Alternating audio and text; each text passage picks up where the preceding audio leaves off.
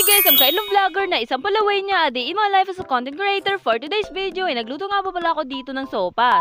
Dahil makulimlim naman nga po palang panahon ngayon ay naisipan ko nga po palang magluto ng sopas. Ay maaga nga po pala ako nagising at namalingki nga po pala ako ng aking lulutuin. Dahil nga po pala sama-sama yung panahon ngayon ay masarap nga talagang magsopas. Ang pinakadabis nga talaga dito yung mainit-init pa nga talaga siya. Una ko lang nga po palang ginawa ay kinat ko na nga po pala yung gulay. Ay ito nga po pala itong lulutuin ko na to ay pangkauntian lang nga po pala. Kami lang nga po pala talaga yung kakain kaya naman kinuntian lang nga po pala namin ni mama. Pagkatapos ko nga po palang hiwain itong gulay, sinunod ko na nga po pala itong hiwain yung hotdog. Ay pagkahiwa ko nga po pala dyan ay hinati ko pa nga po pala sa gitna at saka hiniwa ko na nga po pala siya. Ay para naman nga po pala madami-dami itong hotdog natin. Ay kunti lang nga po pala talaga yung niluto namin dyan kaya dalawa lang nga po palang hotdog yung binili namin. Ay susunod ko nga po palang ginawa dito ay hiniwa ko na nga po pala itong bawang. Pinirat-pirat ko nga po pala muna yan siya bago ko nga po pala siya hiniwa. Pinirat ko na lang nga po pala siya para naman nga po pala madali na lang siyang hiwain. Ay sinunod ko na lang nga po palang hiwain dito yung sibuyas nga po. Ay nagtanong pa nga talaga ako kay mama kung may sibuyas nga po pala yung sopa. Ay meron nga daw po pala. Syempre nga po pala ito nga po pala yung pinakauna na nagluto nga po pala ako ng sopa. Ay syempre kailangan ko talaga ng guide dito ni mama. Syempre nga po pala ito nga yung pinakauna na niluto ko to siya, kailangan ko nga talaga siyang ma-perfect na gawin. Ay nagawa ko na nga po pala yung mga dapat nga po palang hiwain. Ay sinunod ko na lang nga po palang ginawa dito ay magparingas nga po pala. At nung pagkaparingas ko po pala ay nilagay ko na nga po pala itong kasirola natin. And then yung pagkainit nga po pala ng kasirola ay nilagay ko na nga po pala itong margarine. Ay pinatunaw ko lang nga po pala yung margarine na yan at sinunod ko na nga po pala itong sibuyas bawang. Ay talaga namang ginisa-gisa ko nga po pala talaga yan siya. Ay yung ginisa ko na nga po pala yung sibuyas bawang ay nilagay ko na nga po pala itong ginili. Ay ayan nga po pala yung magiging sahog natin sa ating sopa. Ay, talagang doon sa palengke pa lang nga po pala kami, nag-isip-isip na nga po pala kami ni mama, giniling ba o corned beef. Ay, talagang mas maganda nga po pala yung sahogin nga po pala natin dito ay giniling. Kaya naman giniling na lang nga po pala yung binili namin ni mama kanina. Ay ginisa-gisa ko lang nga po pala yung giniling at pagkatapos nga po pala ay nilagay ko na nga po pala itong macaroni shell. Ay sinunod ko nga po palang ginawa ay nilagay ko na nga po pala yung tubig. Ay marami-rami nga po palang tubig yung nilagay ko dyan kasi nga po pala ay masarap nga po pala yung higup-higupin. Ay perfect